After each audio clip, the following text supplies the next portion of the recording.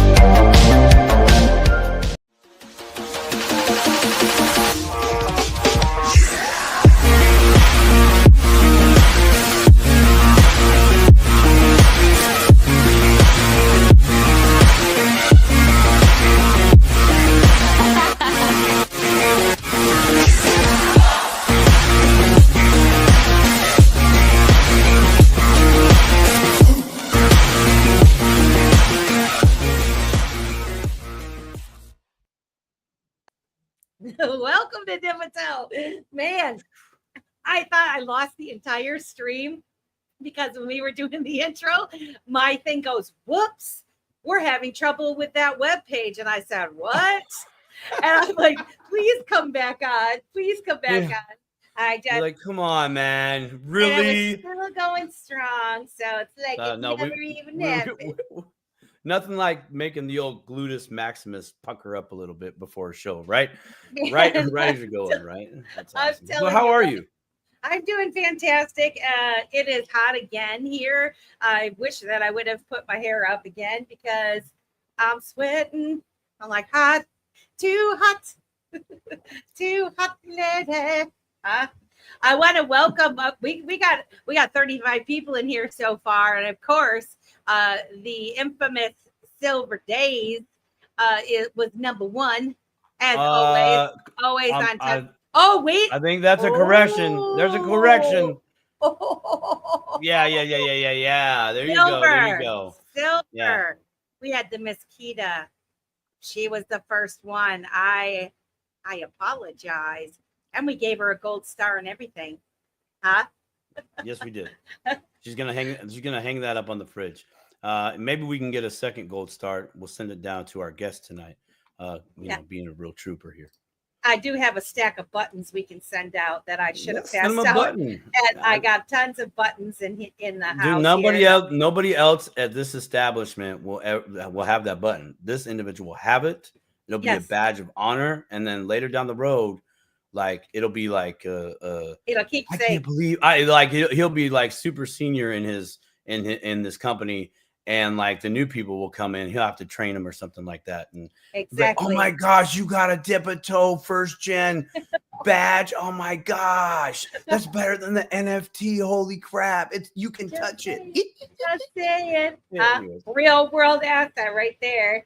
Well, guys, so the 39 of you that are watching, if you're watching on X, please come over to YouTube. and join us in the chat. This is your opportunity to ask questions. If you do have any questions, please put them in bold, like all caps, so that we can find them easily.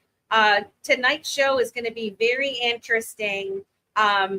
I don't know about you, Simon, but for the longest time in the very beginning of my journey, I would hear people talking OTC this and over the counter that, and I had no freaking clue what that meant at all. I thought that was just for the rich people, big talk, people with technical skills. I had no idea. And something that I found really interesting was that, I started my cryptocurrency journey in the Bitcoin space, and all the Bitcoiners were vetting and saying, Caleb and Brown, and the Ethereum people. And then I got into XRP, and it was, everybody supporting Caleb and Brown. And I said, there's something to this Caleb and Brown thing. I need to give 100%. It a little bit deeper look. And I'm so glad that I did. As many of you know, the Dip-a-Toe Show has recently partnered with Caleb and Brown. We've done lots of things therefore going forward. I do not know what happened to my awesome, beautiful co-host. And here she comes right back swinging. But the Dip-a-Toe has partnered with Caleb and Brown. And shout out to Caleb and Brown, because Caleb and Brown really has provided a service that has been drastically missing since day one in this crypto space. And it's called a little thing about human interaction and a smidgen of awesome customer service. But that's just my opinion, to each their own. But go ahead, Melissa. We're so glad you're back. Man, thank you. I don't understand what's happening, so bear with us. I'm glad that Simon's able to hold down the fort and everything is still intact here when I return. But basically, tonight we're going to kind of try to demystify the over-the-counter trading. We're going to explore the fees, their security, the liquidity, and how you all can get started with Caleb and Brown. Again, I want to mention that we do want your questions. If you have them, we have a ton of questions, because you know how I am. If you're a Dip-a-Toer, I have a lot of questions. But we definitely want to make sure that we get your questions included as well. So if you would please drop them in the YouTube chat, put them all in caps. And towards the end of the show, we'll be answering your questions. Also, I had dropped the link if you're interested in Caleb and Brown. If you would use our affiliate link, that'd be fantastic. If you're uncomfortable with clicking on affiliate links and whatnot, totally understand. You don't have to, but if you want to support the show, you can use our link. Otherwise, just search out Caleb and Brown, and you'll be able to find them quite easily. 68J Crypto for Life super sticker. Thank you, my friend. You guys are awesome. Crypto Glamma, you guys, appreciate you so much. Kita. Thank you guys so much for supporting Dip-a-Toe. You're so much encouraging us to keep on going. We appreciate all the love that you guys have given us. And I mean, these super chats are epically awesome. Honestly, Melissa's gonna need a box of tissues. You all keep doing this stuff, because it's big things. In fact, maybe we just, maybe we just take the super chat money and we start just buying XRPL projects that have been on the Dip-a-Toe Show, right? We just show the love, the same love. We just give it right back to the community some way, somehow. So we go get some Shikaka, we go get some Schmeckle, we get some X-Mean coins, whatever. Got all the good things. But you guys really are. This show would not be nothing, if it wasn't for you all that are watching this right now, that are in the chat, that show up every Wednesday like we show up. We show up, you show up. It's a symbiotic relationship. And I think I need a box of tissues, Melissa. So I'm telling you, I'm going to need a box of tissues if this computer shuts me down on this website one more time. I'm like, what's happening right now? So before I get shut out again, I'm going to introduce Jim and bring him in and get the conversation started. And I'm just going to give a heads up that if I get shut out one more time, maybe I'm going to restart my computer, so I won't be back as quickly, but I will be back, rest assured. So, but We got Jim waiting backstage, and I want to let everybody know who he is. Jim is the Senior Business Development Manager at Caleb & Brown, which is a leading cryptocurrency brokerage based out of Australia. He brings extensive experience from previous roles at prominent firms such as Accenture, PwC Australia, KPMG, and he holds a Bachelor of Laws and a Bachelor's of Commerce from Monash, I'm not sure if I'm saying that right, University. But at Caleb & Brown, he contributes to the company's mission of helping his clients navigate the complexities of buying, selling, and swapping cryptocurrencies through personalized brokerage services. His expertise in business development supports the brokerage's growth and client engagement in the dynamic crypto market. So without further ado, let's bring Jim into the show. Everybody, Mr. Jim, what is going on, my man? Thank you very much for having me on, and very excited to be here, and a very nice and lovely intro from Melissa until she got cut out for the third time. Hopefully my internet connection's okay. We'll see how we go. But yeah, very excited to be on the show. You're coming in clear. You're coming in clear 100%. Good connection across the pond and a little bit down under.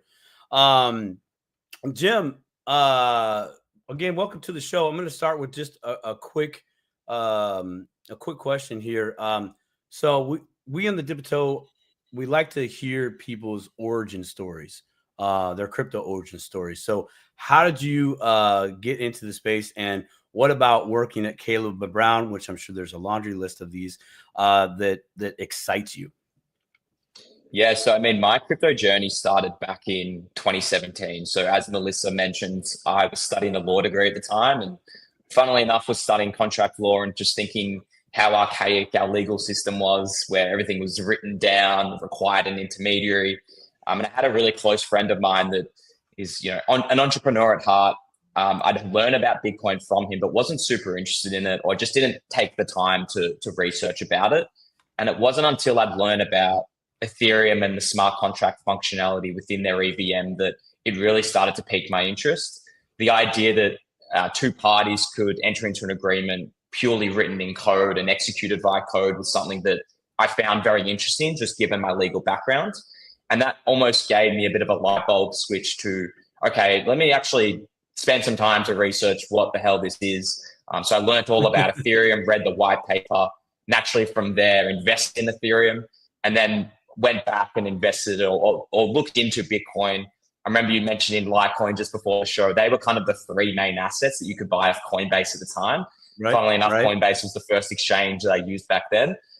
So yeah, that was really my starting experience with crypto. And then ever since then, I rode the wave of a bull market where all of a sudden your assets are up a lot, and naturally bag holded it all the way down. And from there, have seen the developments in this space from the DeFi sector, not crypto specific, but the NFT space was quite interesting in that technology as well.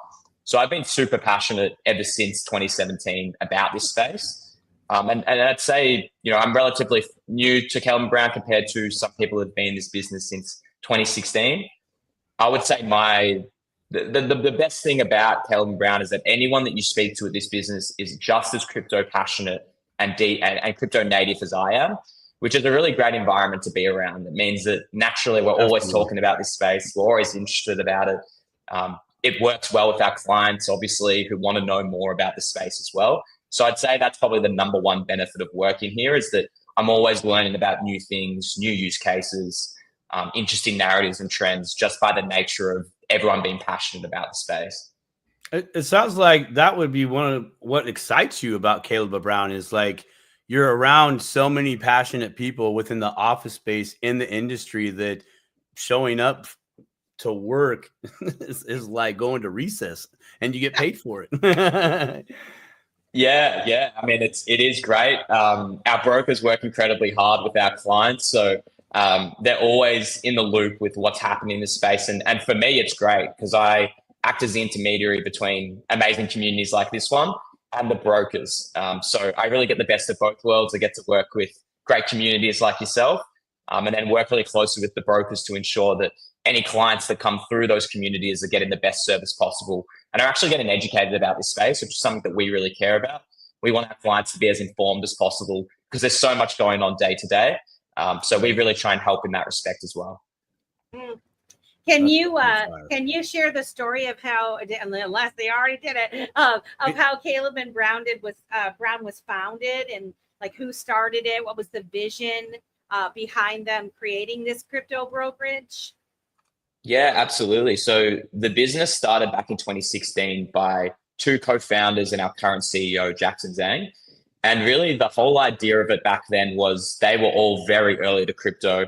The two co-founders were very early to Bitcoin, had owned some of the prominent Bitcoin domains. So they were very crypto-centric.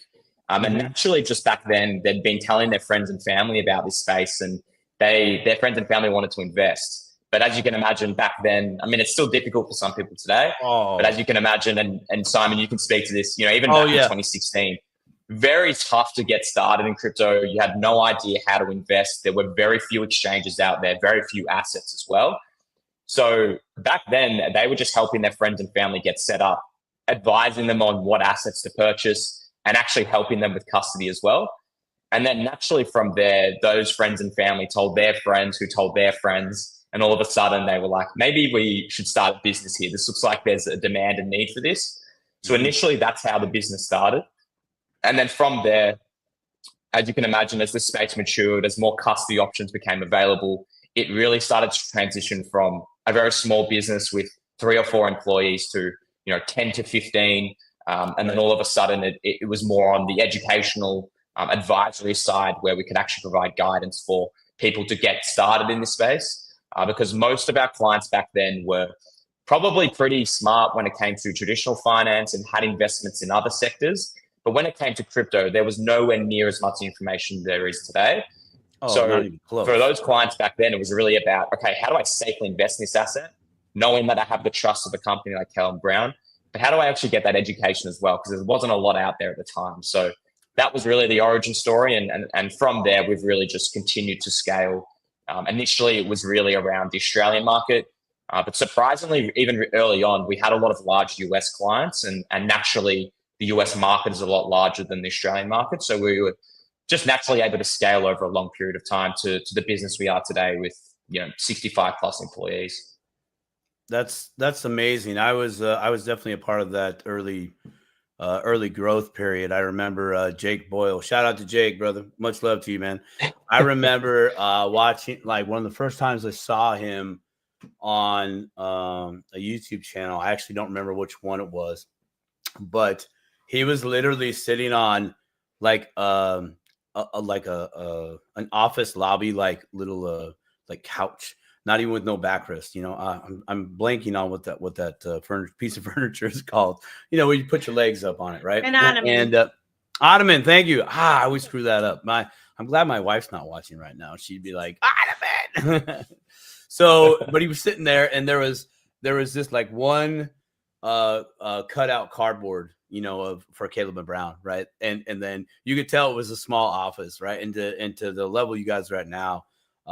That's for me, and I know a bunch of others, has been great to watch that growth, because that growth has, I think, influenced a level of confidence.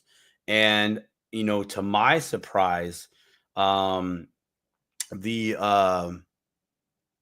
there's still not that out there for this market, or this retail market, right? Over the counter, as you're aware of, has always, as Melissa even mentioned prior, that it was for a certain class of individuals.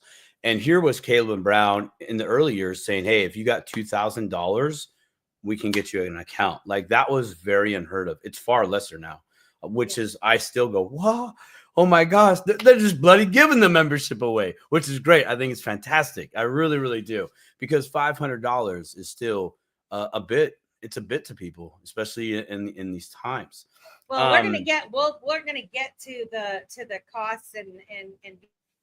Oh, I'm sorry. Spoiler alert there. Melissa, man, I think you just need to have that beverage there, lovey, and cool down the computer, and maybe get on the cell phone. Oh no, her cell phone's all bammer too.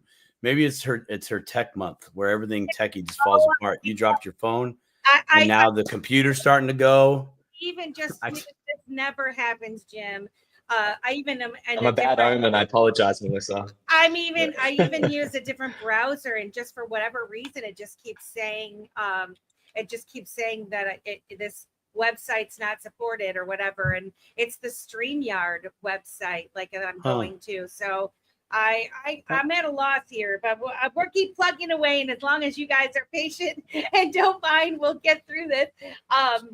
Because I have there's so many questions, and I know, Jim, you're pressed for time. This is not like a whenever we can finish type of interview. So I do want to hit you with these questions because I know a lot of the audience are very curious.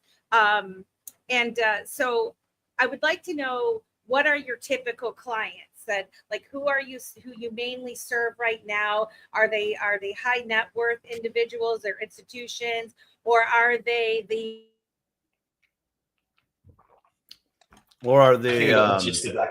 I think I got the gist of that question. I think she's jumping dimensions or something. Yeah, the typical clients. Who are you guys mainly serving? High net worth individuals, institutions, the normal blue collar, mid level, white collar worker. What are you guys' typical clients? Yeah, so we definitely skew towards high net worth clients when compared to, say, an exchange. Like an exchange, if you think about it, has millions and millions of clients of all different ranges of wealth.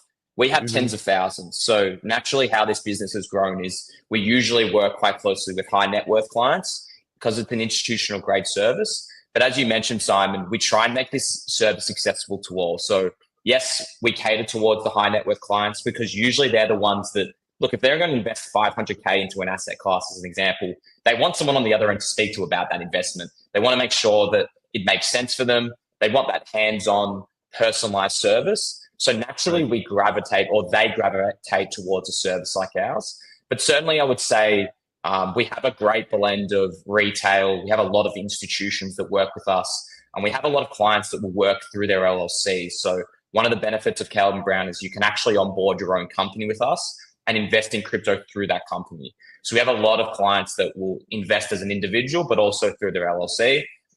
And in terms of the demographic, in terms of region, while we're based here in Australia, I would say anywhere from probably 70 to 80% of our clients are US based. So we're really a US business. We have people that work within the US. We have an office presence, which we can touch on in a second, in the US as well.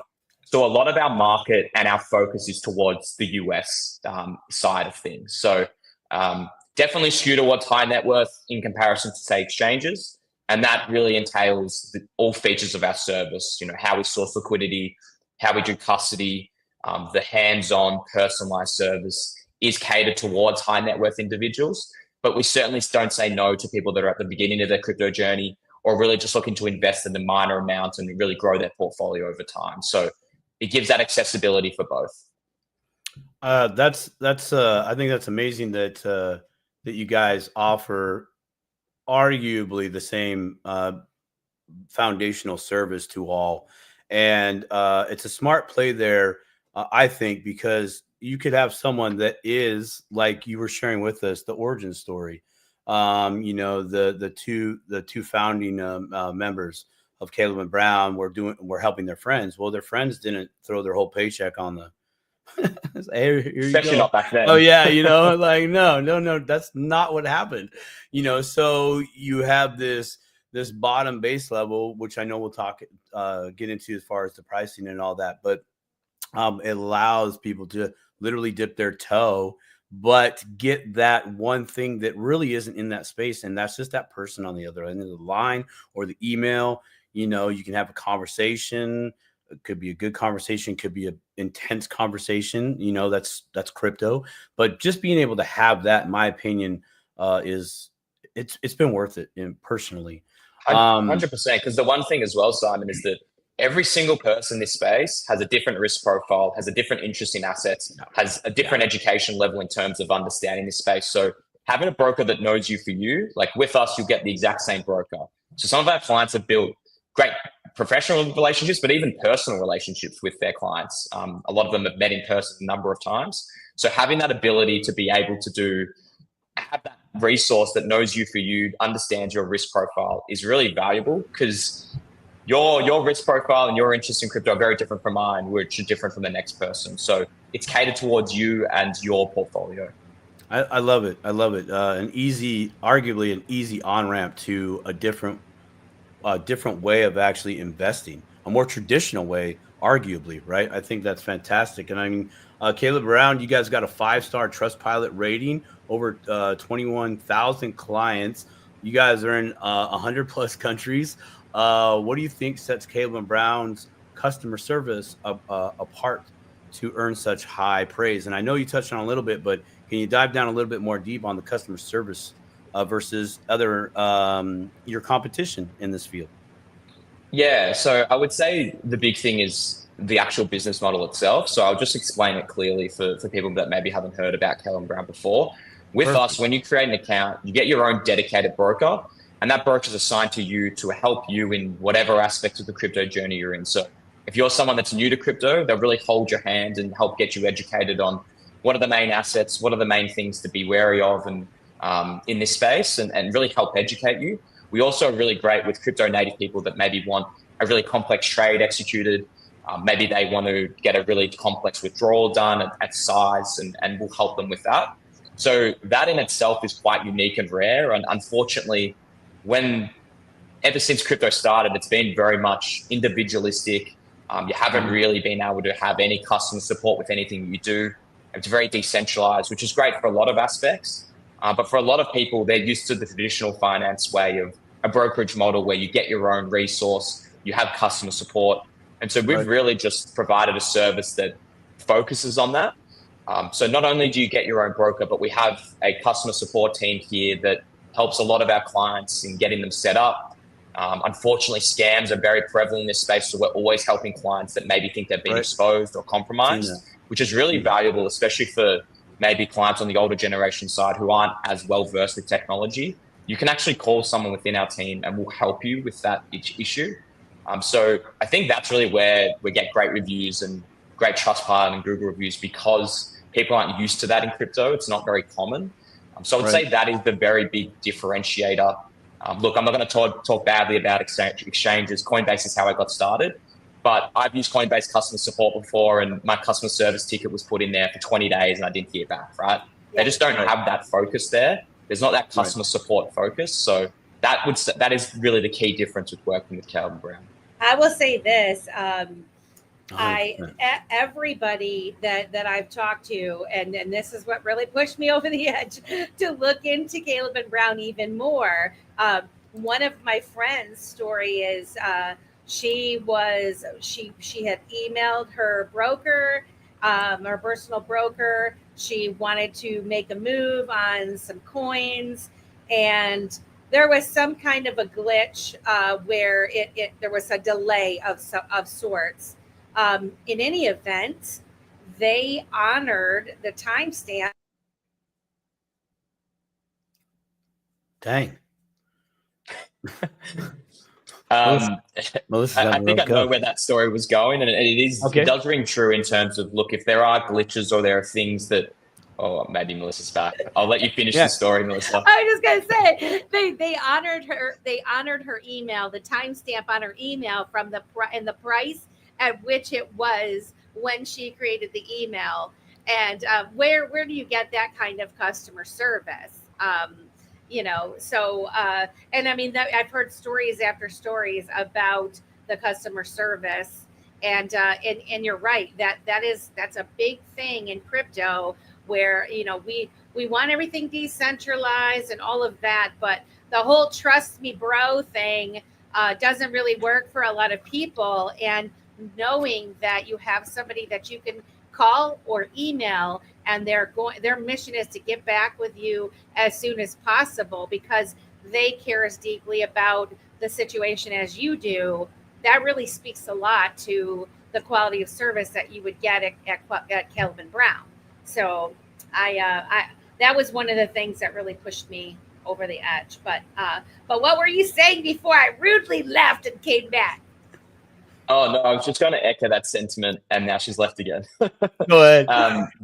Look, there are examples of we know how time sensitive this market is. Like things change really quickly. So that's, one example where we'll ensure that if something happens on our end, or if a trade for some reason doesn't get executed, we'll honor it when that trade gets requested.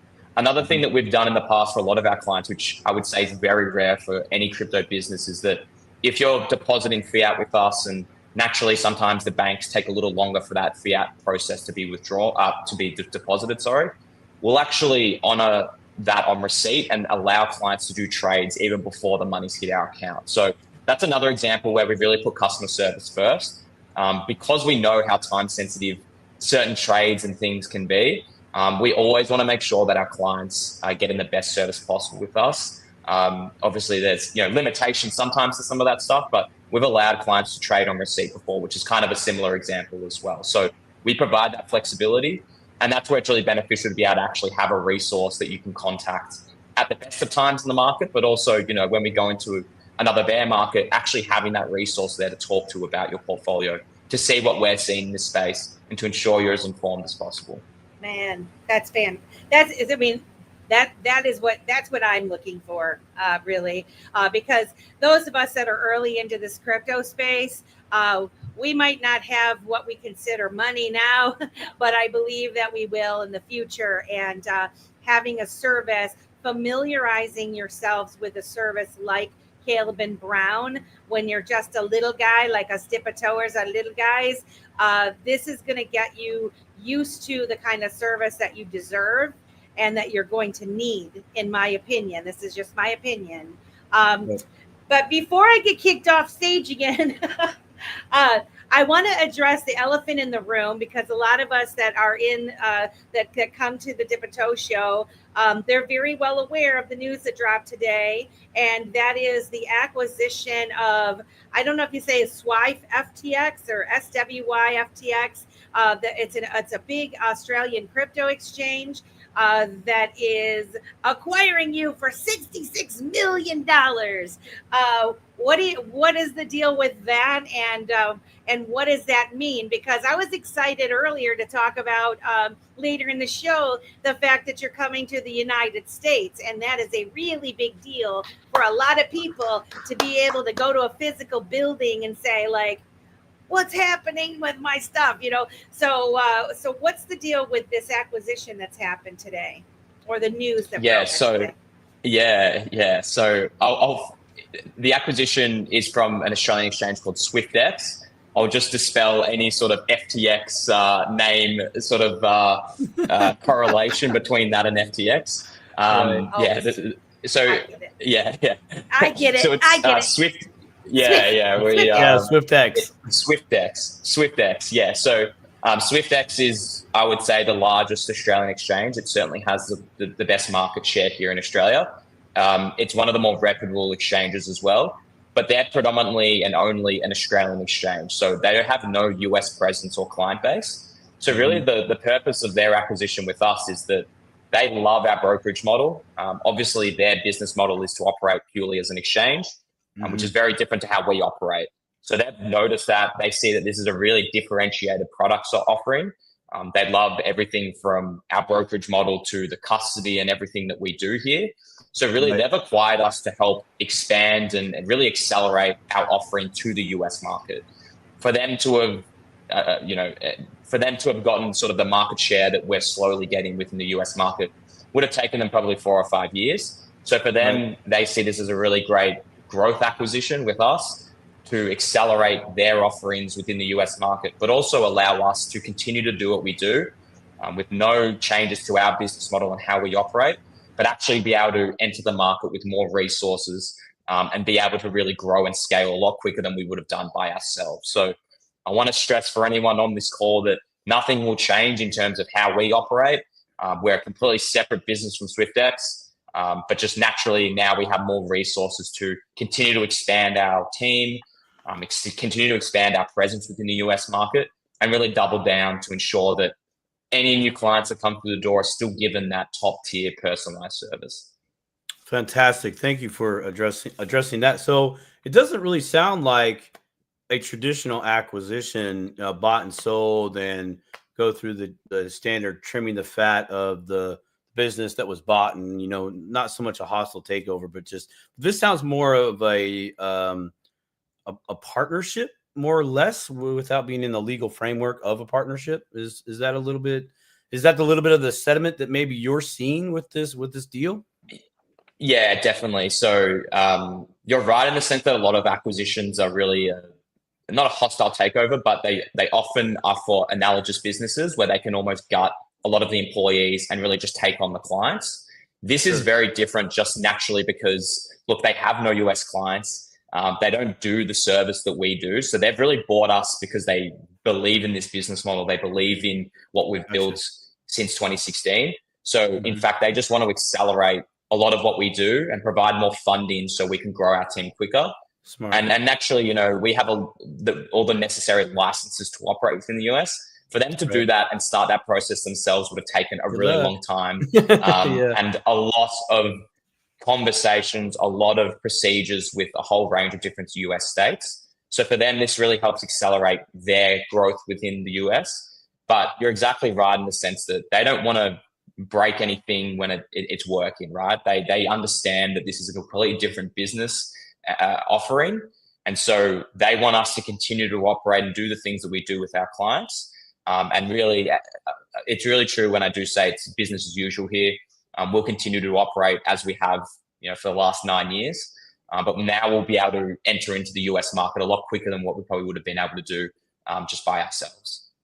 Fantastic. And hey, I'd like to segue a little on this same topic because as it's related, I see a question in the chat that I think would be great to address. And this is from Atlantic Living. Atlantic Living says, Jim, as you know, as of June 30th, so just a couple of days ago, Canada no longer will be able to sell crypto with Caleb and Brown. Most of us in the space are aware of that. With the new company acquiring you, do you see Canadian, UK, and New York opening up again? What is the exact bottlenecks in these areas? But let's maybe just address that first part. And if you'd like to address the second part as far as the bottleneck of that question, but do you see an opportunity for those markets to be able to come back online with this new acquisition? Yeah, absolutely. I mean, it's not something that will be done overnight.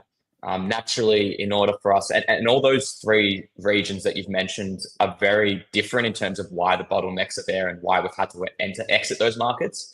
Ultimately, we'd love to continue to operate within them, but naturally, they all have their reasons. So I can go through each one, but certainly the acquisition will help us in terms of getting the relevant resources, ensuring that our compliance and legal team now actually can put more efforts towards, expanding our offerings within those markets. It's certainly not something, as I mentioned, that will happen overnight. And the Canada decision was made quite recently. But now that we've got a larger balance sheet, we've got more now resources to play with. I'm certainly will be looking to try and explore offering our services within those markets again. I'm happy to go through each one just quickly if sure. in relation to that would be great. Yeah. That'd be great. Just given the dip of toes here and arguably the rest of the crypto space, just a little insight of what you're seeing and because knowing's half the battle, right? Yeah, of course. So the Canada decision was made, as I mentioned, probably about 3 or 4 months ago now. Really, the main decision there was, and it's got nothing to do with our Canadian clients. We actually love working with them. They're very similar to Australians, like the Americans are as well. So it had nothing to do with the actual clients themselves. In fact, it was a really tough business decision. The main reason was because we found a lot of difficulties working with the Canadian banking rails in Canada. Banks in general are inherently anti-crypto, but we found Canadian banks in general really difficult to work with. And we just often found that clients were having a lot of issues on-ramping and off-ramping with us. And it just didn't lead to a great service or the level of service that we hold ourselves accountable to. So it just became more and more difficult for us to allow clients to work with us due to those banking rails. And so because of that, we decided, look, this is really difficult for us, but I think we can no longer operate in this country, the way that we want to. And naturally, just due to how many clients are based in the US and not Canada, we thought that, look, this has taken up a lot of the guys' time in the customer support team and the brokerage team. We want to make sure that we're not losing that level of support that we're providing to the US because we're focusing on the Canadian market, not because of the clients, but because of the banking rails there and the issues we were experiencing. So we made that difficult decision to exit the market. But as we've been saying to our Canadian clients for months, nothing's a final decision in this space.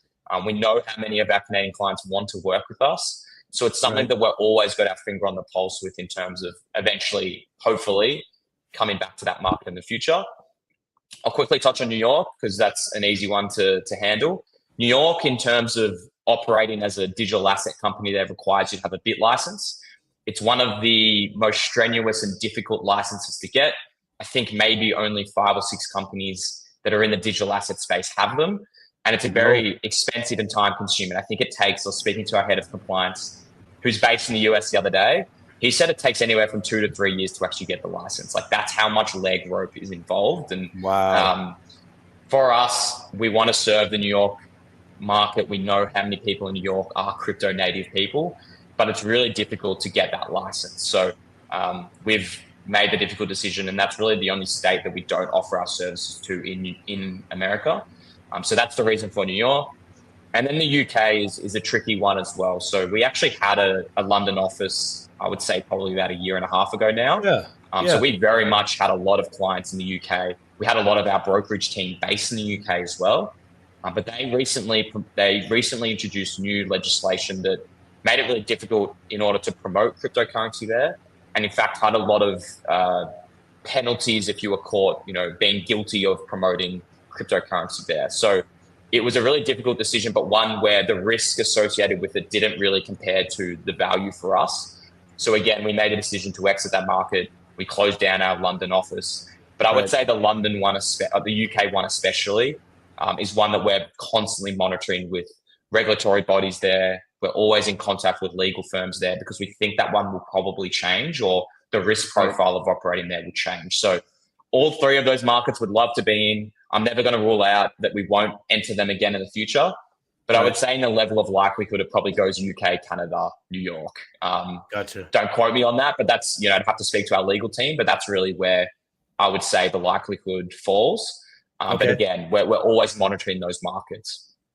Good. I like that. That's awesome. You guys are doing that you're not just, out per se. We're never going to look at you guys again. You're waiting for the conditions to change to where you guys can deliver on what you normally and have been touted and praised for delivering on, right? You want to be able to bring your A game to that market. And if you keep getting stonewalled by that jurisdictional system, it's very problematic and it can create mud on your face and frustration for that market there. I totally get that. Well, I thank you for answering that question from Atlantic Living and highlighting again those decisions that arguably are tough to make. I couldn't imagine being with my finger on the button to say, okay, we got to go. I don't want to, but we have to leave this for a time. It's a tough. Yeah, they're never easy decisions. Like especially the one, the UK one, right? Like we had over 10 of our staff there living in the UK, working on UK times, working closely with UK clients. So they're never easy decisions. But I think naturally, as we progress in this space, and it's great now that the federal government within the US is very pro crypto. I think we'll slowly start to see a shift with the UK government, with New York, who their mayor came out and said they want to be the pro crypto state. And it's like, okay, we'll get rid of the BIT license probably so we can upgrade there. I think we'll slowly start to see more of that, actual support for crypto come in through legislation and regulation, which will mean it'll be easier for us to play in those markets. So long term, I think we'll all be okay and we'll be able to offer those services. But as you imagine, innovation takes its time, especially with some of these governments around the world. So I have a question on the jurisdictional thing, and I'm throwing this out there for our debaters that do ask some pretty good questions here. Just real quick, and then we'll get back on track because Melissa's back. I don't want her to magically disappear. I'm back for like a minute. We'll see what happens. No, let's not put it out there in the universe. In the universe, let's know. If a company was not incorporated in New York, but the managing member was managing from New York, could that business still get a account at Caleb and Brown? I love this question, Simon. You're really trying to get the loopholes out, and loophole! Let's not throw mud on the loophole. I remember in Vegas, we had a booth at Vegas, as you know, and I know I was there. I was right next to you, buddy. It was funny how many people came to the booth and asked me, I'm in New York, or I'm in the UK. Is there any way around it? And look, in terms of how we can onboard entities and how it can work for people that reside in New York, if you have an entity that's not based in New York and you can onboard that entity with us and it's incorporated in a different state within the US, then yes, we can onboard that entity because technically we're onboarding the entity, not the individual. So in that regard, if you are someone on this call that is living in New York, but maybe you have an entity based out of Florida, you can onboard and sign up that entity and trade through that entity. That is something that we can do. It's just if you reside and you want to create an individual account within New York that we can't accept you. So that does work on our ends. Again, that's something that you could sign up and create an account and speak to a broker about. But certainly we'll allow the onboarding of that LLC. Fantastic. As they say time and time again, where there's a will, there's a way. Melissa, go for it. Thank you for answering that question, my man. Thank you. Melissa, go for it. So while I'm here, I wanted to kind of pivot to really getting an understanding of what OTC or over-the-counter trading is. And so I wondered for our audience, if you can explain exactly what it means when we say over-the-counter and in how it differs for like trading on exchanges like Coinbase or Binance.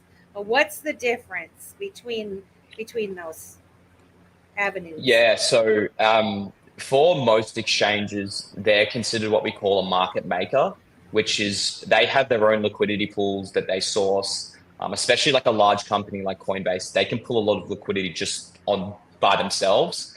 So they set the liquidity themselves. They'll set the spread and the slippage of that particular asset.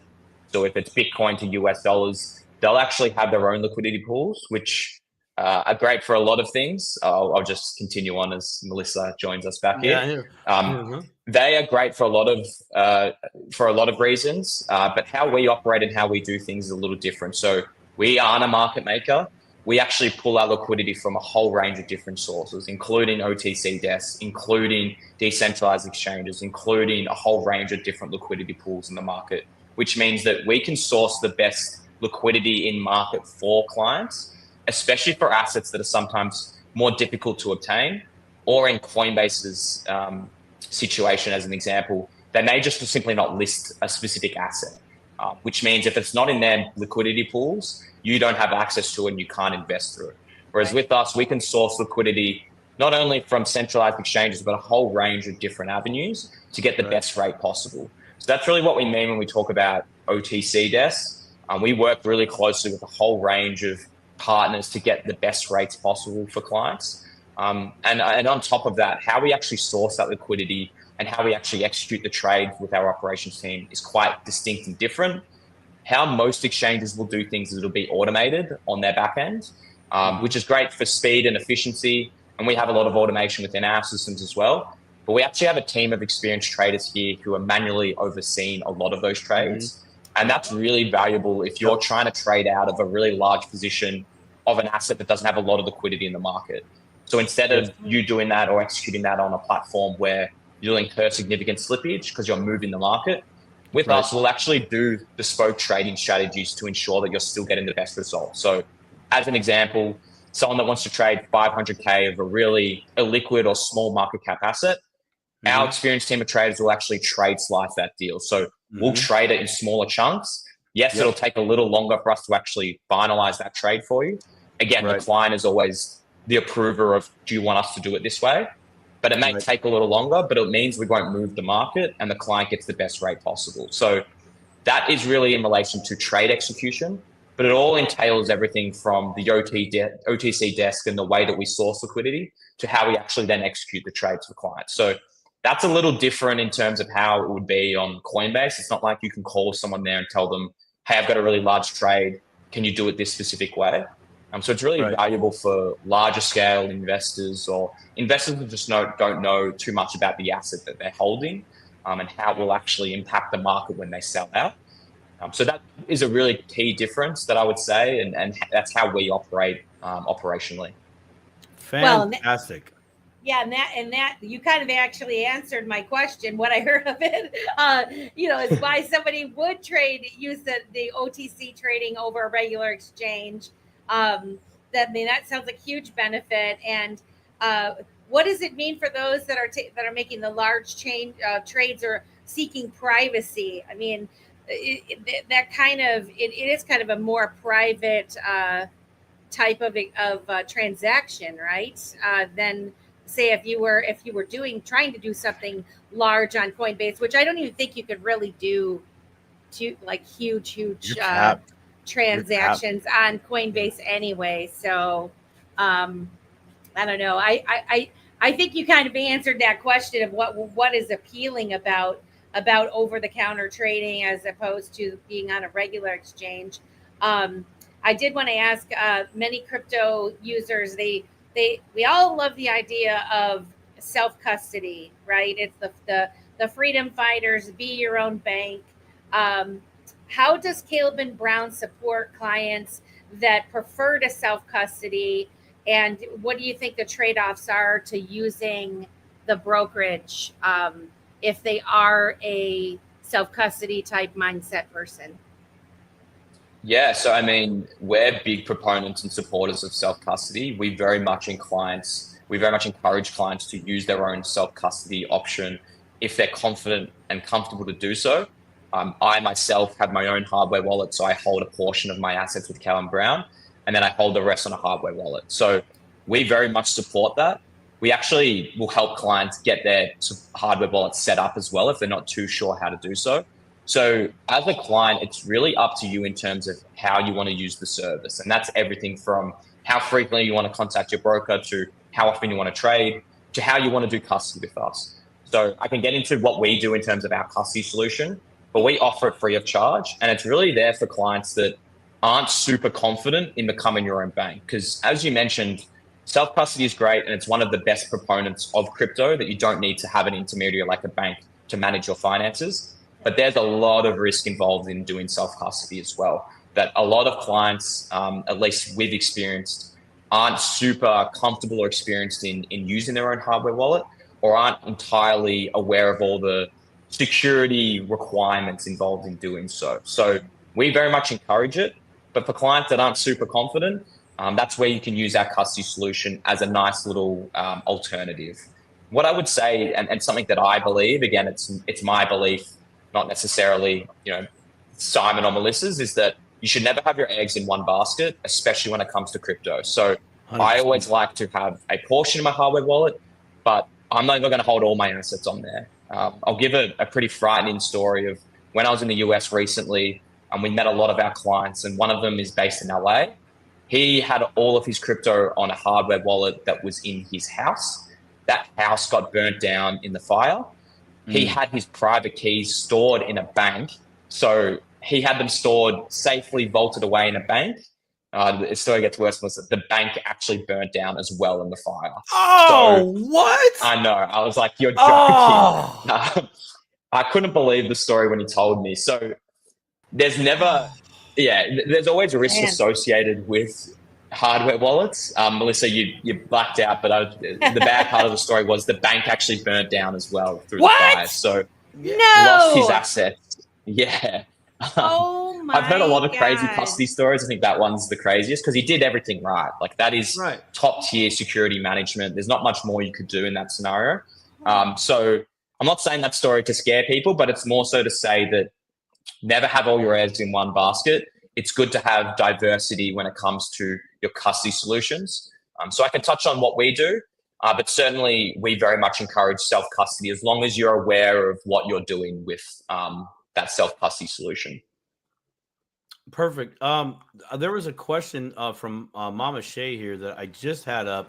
Her question was related to the self-custody. Obviously, you had mentioned that you allow Caleb Brown to hold some of your holdings. That's one of your egg baskets, if you will. So in the event that Caleb and Brown I guess goes away, shuts down. Yeah. How is that going to, I guess, work? How does that provide? Where's the security at in that? If that happens, can you touch on that a little bit? Is that something that you can? Yeah, Touch yeah, of on? course. There's a few things with that. So the first thing that I would mention here is that any client that's custodying assets with Caleb Brown, you are the custodian. Sorry, we're the custodian of those assets. We're custodying them on your behalf, but you're the owner of those assets. So how it works, and this is all really clear in our terms of business, if anyone can be bothered actually reading through all of that, is that we hold those assets on trust for the client. So the client's the beneficial owner of their assets. So let's just say tomorrow Caleb Brown goes bankrupt or there's a liquidation event, the assets of Caleb Brown will not form part of the client assets. So the client assets are separate. The first thing that would happen for us as a business if we went bankrupt is we'd return those assets to clients because they don't form part of the company's assets. They're the client's assets. Right. So I want to be really clear on that. And that's as clear as day in our terms of business. So we hold client assets on trust, but the client is the owner of those assets at all times. That's the first thing. The second thing is how we operate as a business. So we aren't charging a custody fee. We aren't trading client assets elsewhere. We aren't earning a yield on those assets. We're quite boring in how we do things here. We're purely a spot trading service. So when you custody with us, it just sits in cold storage and it just sits there until you decide to make a trade or you decide to withdraw those assets. So if every single client tomorrow decided to request a withdrawal request of their assets with us, we'd actually be able to process it because we have all of those assets accounted for one, and they just sit there in cold storage. So that's how we do things. And in fact, we'll even use our own liquidity to execute trades for clients as well. So those client assets are never exposed to counterparty risk or those liquidity providers that we mentioned before. We'll actually use our own liquidity to do the trades, and then we'll settle things up in the back end through our system. Can you walk us through a typical? I hope that answers the question. Can you walk us through a typical over-the-counter trade? Like, what's the process for the client from start to finish? Yeah, so the process for the client and what we do is two different things. So I'll go through the client. So the benefit of working with us is that we have a very easy to use portal. So every Caleb Brown client can log into their account. They can see their account holdings. They can see the top trending assets, and they can actually execute a trade themselves in their own portal. So they aren't required to go through their broker if they don't want to. So naturally, let's just say the client wants to do it that way and they have 500 XRP. They decide to sell that XRP into US dollars. They could go into their portal. There's a trade section on the left that they'd go to. They'd select the 500 XRP and sell it into US dollars. And that trade will get executed like within the minute. So clients can do it themselves. Or if they want to go through their broker, we have a lot of clients that aren't too tech savvy or just can't be bothered logging into their portal. You can also email your broker. So you can email your broker with the trade request. So in that scenario, I would email my broker, Andrew, and say, hi, Andrew, please sell my 500 XRP into US dollars. And then that trade will get executed through Andrew executing that trade on behalf of the client. So that's the two ways that that a client would do it in that respect. Right. And it's just seamless. You don't see anything on the back end. It just gets executed quickly. In terms of how things get done on our end, a lot of the time, as I mentioned before, we'll have a lot of liquidity through these liquidity providers already. So if it's that 500 XRP trade, we'll already have that 500 XRP on that OTC desk or with that liquidity provider. We'll execute the trade with our own 500 XRP. So that client's 500 XRP doesn't actually leave their cold storage vaulted wallet. We'll execute the trade. We'll get the US dollars. We'll balance that out. We'll provide that US dollars into that person's wallet and ensure that the 500 XRP is settled up in terms of with our own liquidity. So that's how it works. I hope that answers the question. So yeah, it really does. That's a lot going on. I'm telling you, that sounds like where that 3.5% commission comes into play. There's a lot of moving parts, people giving their time and energy to play out what you just talked about, man. That's crazy. 3.5%, and we're going to get to this as like perfect segue into it. But before we do that, I just want to mention before I get kicked off again, we have 820 people watching the live stream right now. Thank you, Wow. guys. Welcome to the Dip a Toe Show. If you're not familiar with our show and you're watching on X, please come over to YouTube and subscribe to our channel. We're really trying to get to 1,000 followers. It's been a long road. We have a lot of wonderful people in this community. We'd love for you to join us. And please like, share, and subscribe and all that stuff. But thank you so much. And share this out. But this was a perfect segue into to the fee part of it, and mentioning the 3.5%. No matter what you do, whether it's your 401k or whatever, there's fees that come out. If you're trading, there's fees that come out. What I like is the very straightforward. It's 3.5% fee. You know what it's going to be before you do anything. There's no hidden cost there, and it's only if you're buying, or if you're buying, selling, or swapping, right? If you move your crypto off of the platform or you put some in, you're not getting charged that 3.5%. Or you mentioned something about you're having. I was wondering, you said you helped people set up their cold wallets if they were unfamiliar on how to do that. Is there an extra fee for something like that with your agent that you're set up with? So basically, you get the benefit of having your stuff in a trusted account in your name, controlled by you. And the only time that you're going to come across a fee is if you were to swap, or if you were to sell, or buy something new off of out of the brokerage, or use your broker to do that. Is that correct? Yeah, you're exactly right. So the only fee, you nailed it, Melissa, is just on that 3.5% on a buy, sell, or swap. And that's the only fee that we'll ever charge. So there are no custody fees. There are no fees to speak to your broker. So it's not like you can only call your broker sort of once a week. You can contact your broker and they can assist you when you need, and there's no cost in that. One of the key things that some people get a little caught up with is that, 3.5% fee on a transaction seems incredibly steep compared to the smaller transaction fees elsewhere. The thing that people sometimes get lost in the crypto space is that often there's a lot of hidden costs, the main one being spread and slippage. So a lot of times on other platforms, they'll charge a very wide ranging spread, which is the difference between the price that you'll buy the asset at and the difference between you'll sell it at. We don't charge any of those hidden costs that are sometimes under the roof of the transactions you'll do on other platforms, which is really important to be across because it's not as transparent as our flat fee. So that's a really big differentiator for a lot of clients. I guarantee you, if you're trying to sell out of an altcoin at, say, 6 figures, that you're going to get a better rate with us than what you would do on an exchange, just simply because you'll incur really bad slippage and you'll also incur a very wide ranging spread. So the 3.5% is a flat fee. It is negotiable with specific assets and a certain size as well. So look, if you're a client that's doing a 7-figure trade with us, we won't charge you 3.5%. Like, that is where you can negotiate with your broker, and that's where the personalized service comes in. So it's the only fee that we'll charge, and we're very transparent with it. So there are no Forex fees. Another really big component that I'll touch on with this is that a lot of the time platforms will charge you either withdrawal fees or they have withdrawal limits. So it really creates quite a big difficulty to actually exit the market when you want to.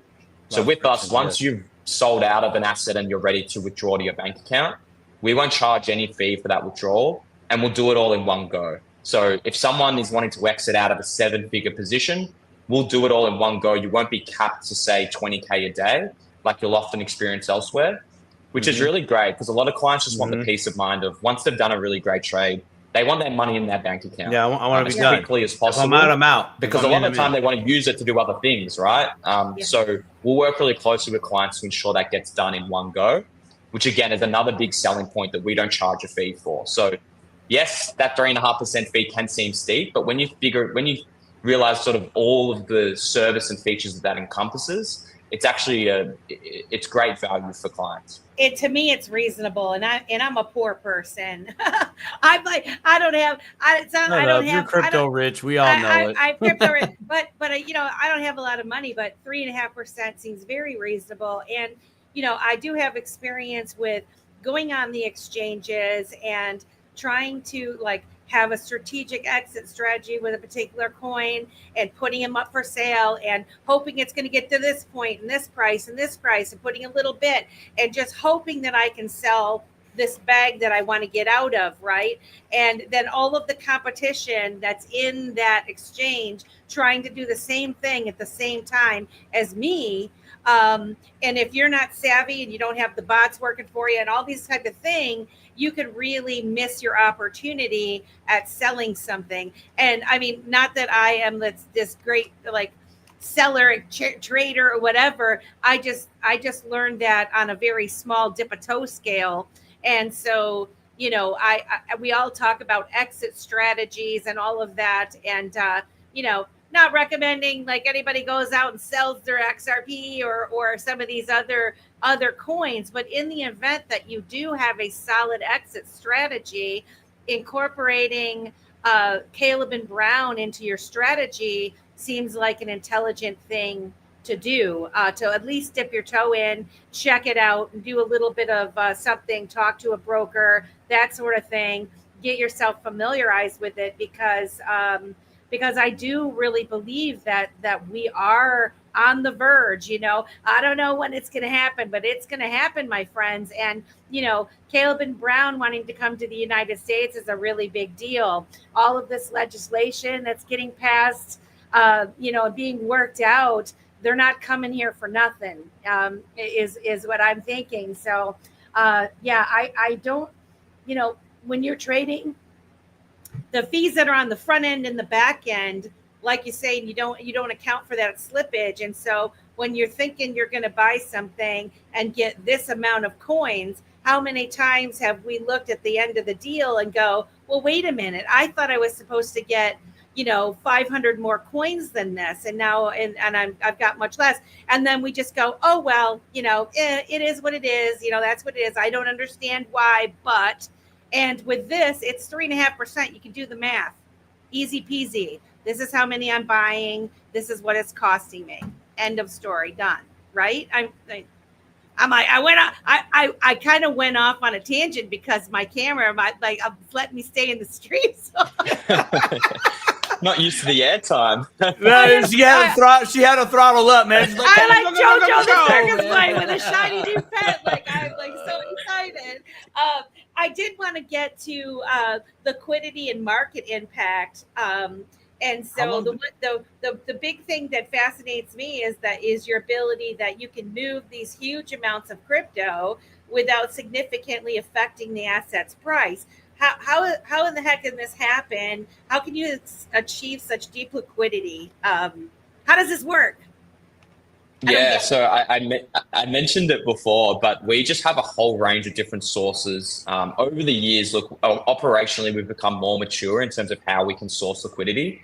But as I mentioned before, we're not a market maker, which the benefit in that for us is that we're not just relying on one liquidity pool. We can use a whole range of different sources. So as we mentioned before, OTC desks, other liquidity pools, sometimes decentralized exchanges, centralized exchanges to get the best liquidity for clients.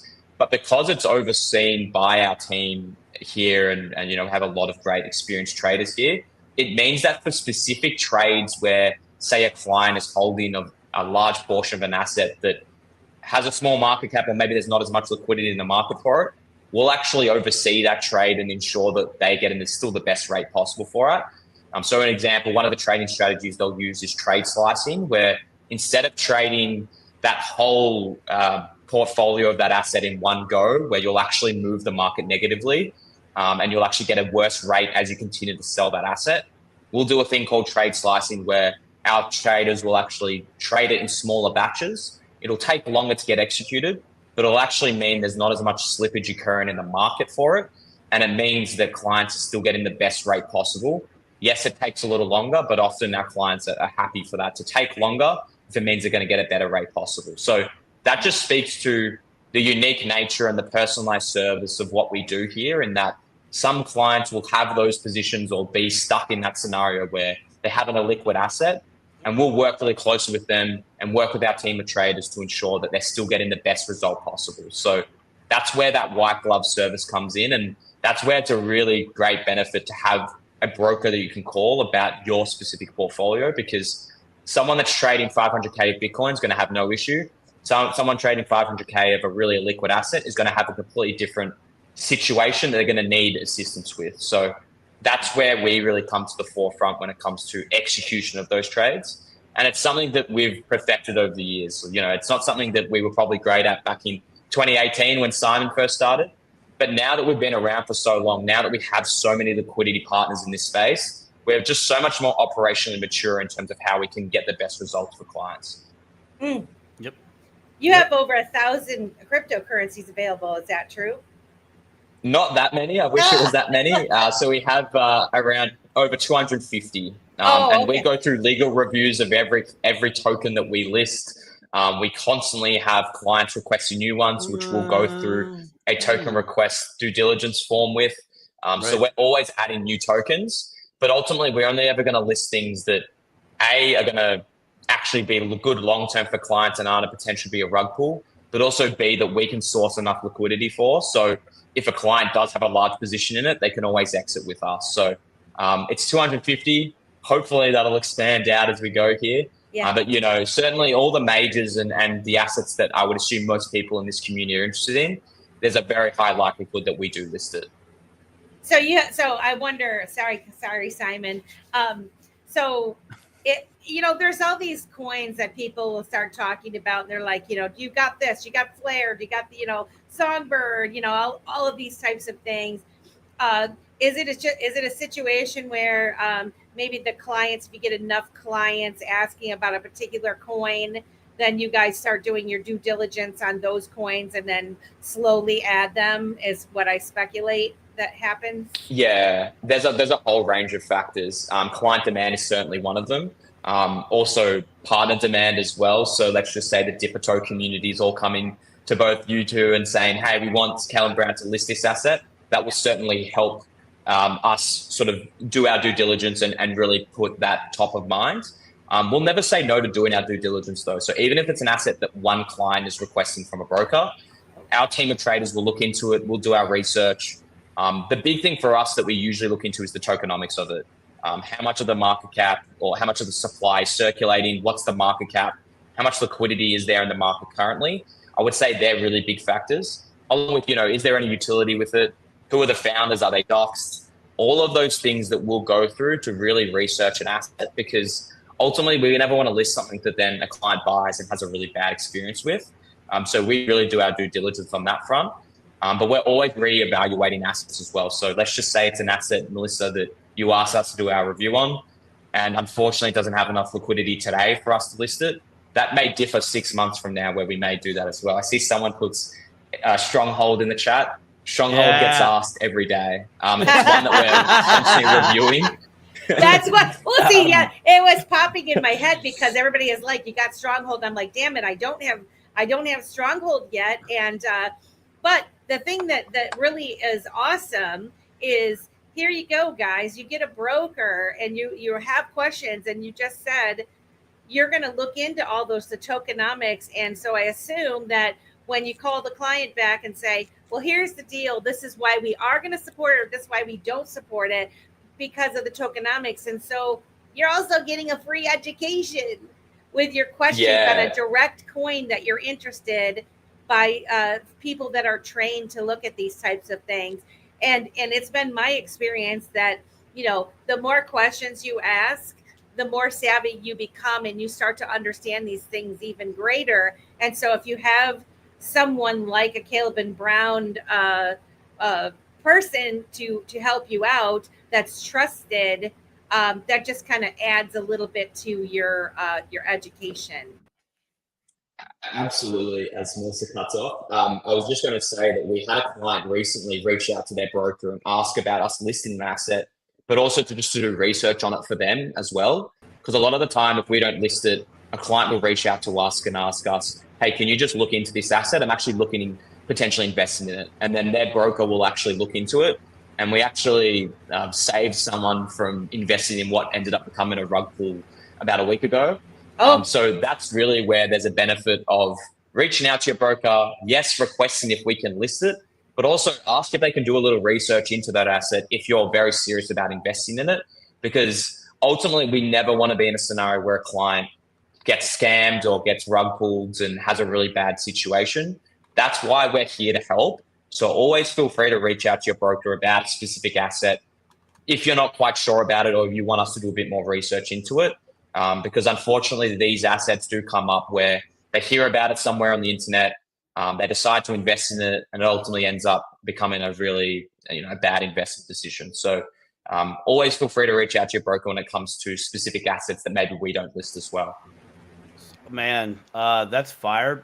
In my mind, I'm totally thinking long play here. But before I even ask or go into that, Jim, how long do we have you here in the Dip Toe show? As long as you need me. If you've got more questions, I'm happy to answer. Okay, all right, perfect. We got questions. All right, here we go. Okay, here we go. You've got me. You got me. I appreciate it. Okay, so since fantastic. There is an option for us fellow Cryptopians to call up our broker and say, hey, mate, I'm looking at this coin. This is why I want to get into this coin. It has a DeFi protocol. Can you look into this? And while you're doing that, would you mind checking out this place, and this place if you guys can't get it for me? Is that something that could also, Yeah. Ultimately, I mean, that's really all part of the service, right? As I mentioned before, we've had a lot of clients reach out where they've invested on a platform and all of a sudden they can't withdraw their money, and they want us to look into it to see if it's potentially a scam. We have a lot of those calls, which is unfortunate, but the client is there to help you in your crypto journey, whether that's with us or not. Obviously, we'd hope if we list the asset that you'll do it through us and you'll work with us. Of course. But if it's an asset or a platform that we're not across or you want us to do more research into, absolutely. That is what we're here for. It's to help educate our clients and honestly protect them in scenarios where they're not super educated or they're not super sure on a specific asset. So that is, again, all encompassing of the service that our brokerage team supplies and does, and our customer support team. So that's where you can also call our customer support team and they can always look into this stuff for you as well. Man, this almost sounds too good to be true, right, Thank guys? you. I mean, because of the service that you offer, but it's all part of the crypto journey and what's being built. And you guys you realize that together we all win, right? Is what it sounds like. Absolutely. I mean, especially people in the XRP community, we realize that when one wins, we all win. And not being overly greedy and growing your business and that sort of thing. In an educated consumer is much better than an uneducated consumer that's getting rug pulled by these scams. And so the more people, that's the reason for the Dip a Toe show, the more people that we can inspire to ask questions and make good connections with companies and people like yourself. I mean, that's what we're here for. And so, like I said, we didn't do this lightly with even partnering with Caleb and Brown because it's our name too, right? But you guys have been around here for so long, and like I said, there's so many good endorsements by people that have used your service that I really want our audience to understand, and at minimum give it a look. Give it a look and have a conversation, because we're coming into some interesting times, people. And you want someone, you want a Caleb and Brown little guy sitting on your shoulder saying, "Don't do it. That one's a rug pull." These 250 ones are the ones that we have vetted that we believe are going to be in it to win it for the long haul. I do want to talk about Simon, do you have any more on this segment? No, go roll with it. I don't want you. While I'm still, we have 940. This is the most people we've ever had watching live at one time. So hats off to Caleb and Brown. You're very popular and people are very interested in learning about your service. And if you guys do have questions, we are going to ask them more, but please put them all in caps so that there's a lot. It's easier for us to see. What I wanted to touch on was the security and the access and getting started. So I know we lightly touched on it earlier, but security is always a huge concern with the hacks that go on with the exchanges. How do you guys specifically protect the assets? I know you use Fireblocks. Can you expand on Fireblocks? What is Fireblocks and why should they be impressed that that's what you use? That's what you're partnered with. Yeah. So Fireblocks are one of the preeminent custodial solution providers in the crypto space. They've been around for a really long time, and the largest banks and crypto institutions use them around the world. So they're top tier. They're perfect for large scale institutions, and we use them as part of our custody solution. So we work with Fireblocks. They have like a base layer of their custody solution, and then what you do is you use them, and then you build your own security protocols and things on top of it. So someone can use Fireblocks as custody solution and do nothing with it. That's a little different to sort of how we have processed and used them. So we have a whole bunch of security protocols and procedures, things like multi-party computation, the use of hardware modules to ensure that we're providing a top tier custody solution for our clients.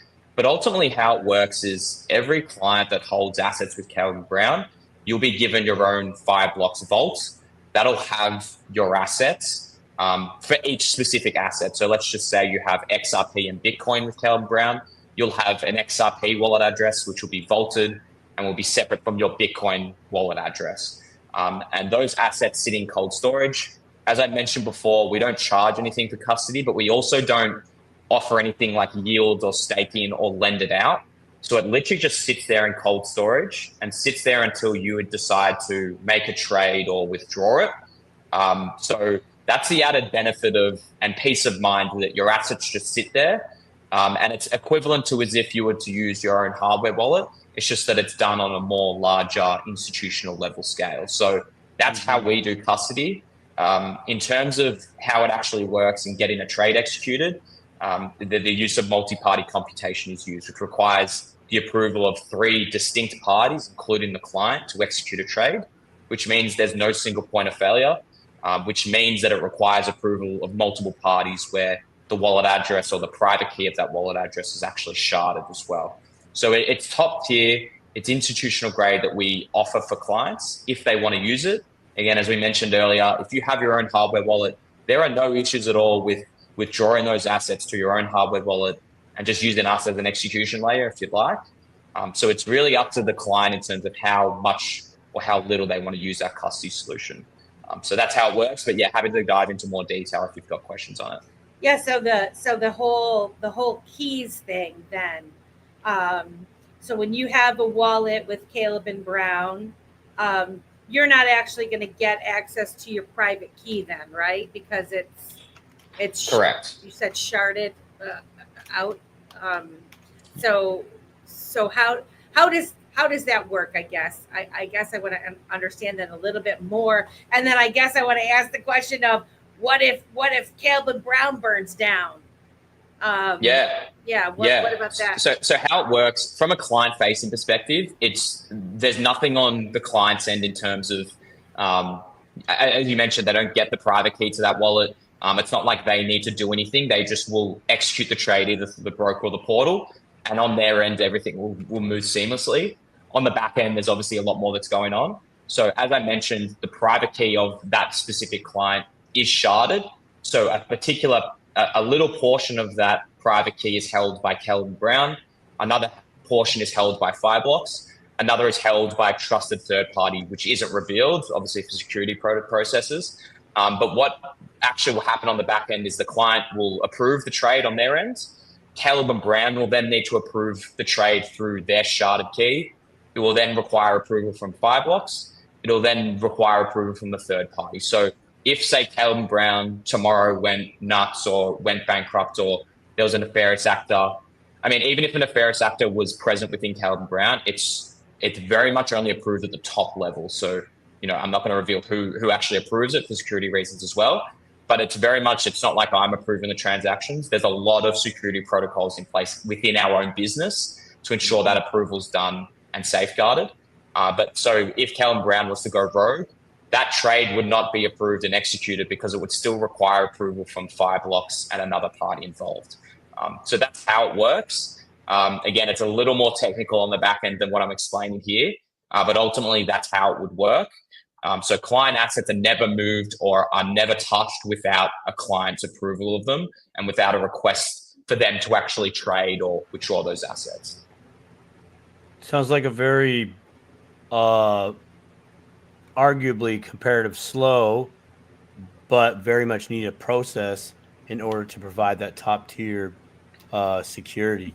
Thank you for explaining that. Melissa, did you get like 98% of that? I did. I All did. right, good things. I good did. things. Yeah, I do. I had a feeling it was going to pop off, as soon as I asked that question.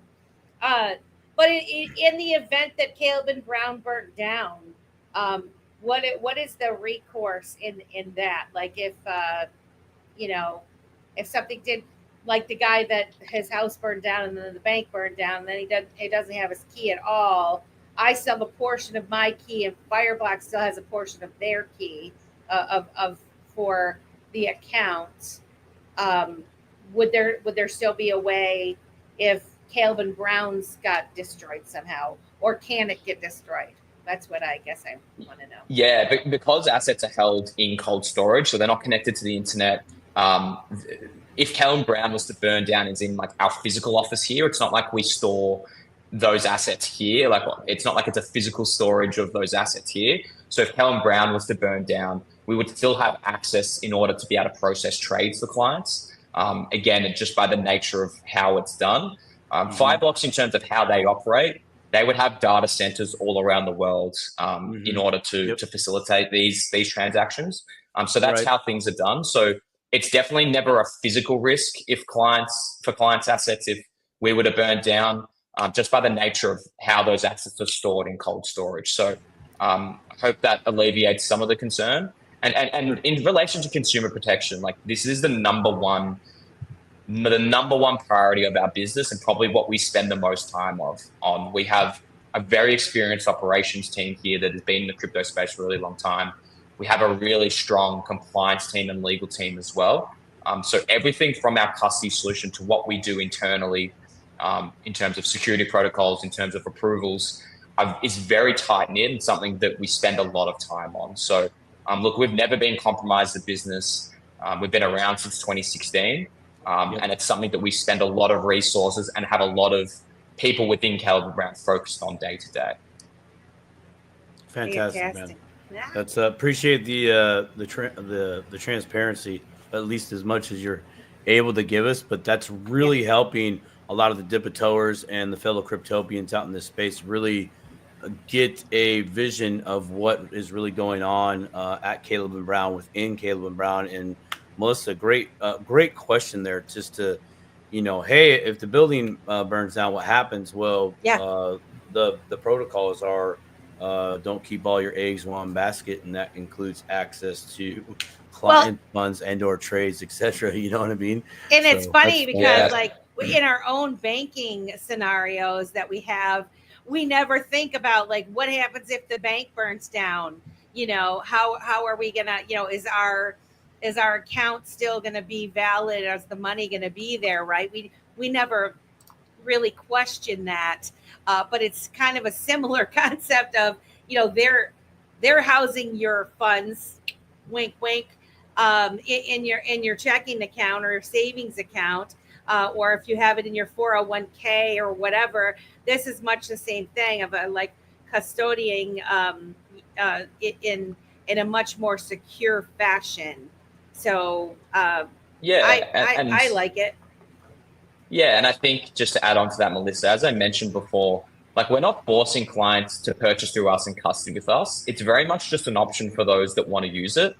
So we have a lot of clients reach out and say, okay, well, that's great, but you know what? I actually want the private key myself, not your keys, not your crypto. And I agree with that. Like I very much am of the proponent of self-custody. So that's where you can speak to your broker. Again, the things that I've told everyone on this call today, your broker can reassure you of as well and speak through it as well. But if it's not something that's comfortable for you, that is fine. You can use your own custody solution. You can withdraw those assets off the platform. So I want to stress that you're not forced to use our custody. It's very much up to you and what works for you, because everyone has different risk tolerances to these kinds of things. So it's very much up to you as the client, but we try and be as transparent as possible when it comes to our custody solution. And I want to be really clear that it's best in-house. We spend a lot of time and effort and resources on providing the best custody solution possible for our clients. And once you open an account, you don't even have to have anything in there. And if you use you to purchase something and you move it right back off, your account is still active, right? It's still there. Absolutely, yeah. And that's something that you mentioned before, Melissa, that it's completely free to make an account and even speak to a broker without upfronting any capital. So I would recommend, if you're not entirely sure, or you've just heard about us for the first time, that there's no cost other than your time to set up an account, have a play around on the platform, speak to a broker, and just see if the service is right for you. There's no cost to speak to a broker. There's no cost to create an account. So I would always recommend for people to at least try the service, see if it's right for you. Do your due diligence on us. You can use Melissa and Simon's link in the chat.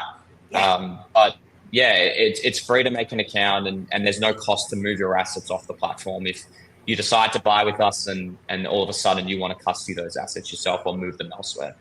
What would make me really happy is if people did use our link and we could really show Caleb and Brown that the Dipper-toers are in it to win it, and that his time was his valuable time was well spent here, because I know that there's hundreds of people that watch this show, and most of them don't have a Caleb and Brown account because they are Dipper-toers. We're on the edge of our seat learning all of this stuff, and definitely look into it, guys.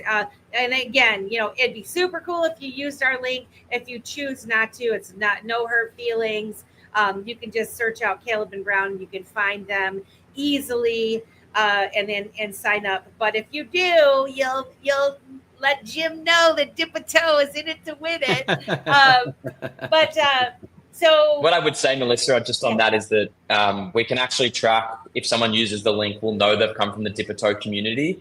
And our brokers are very much prioritizing people that come from our partnerships, including this one. So if you were really keen to use the service and wanted to get priority access to a broker, I would recommend using the link. But of course, it's up to them. Yeah, Fantastic. That'd be super cool. So, Simon, did I cut you off of a question? I apologize. Nope. I'm just at the ready.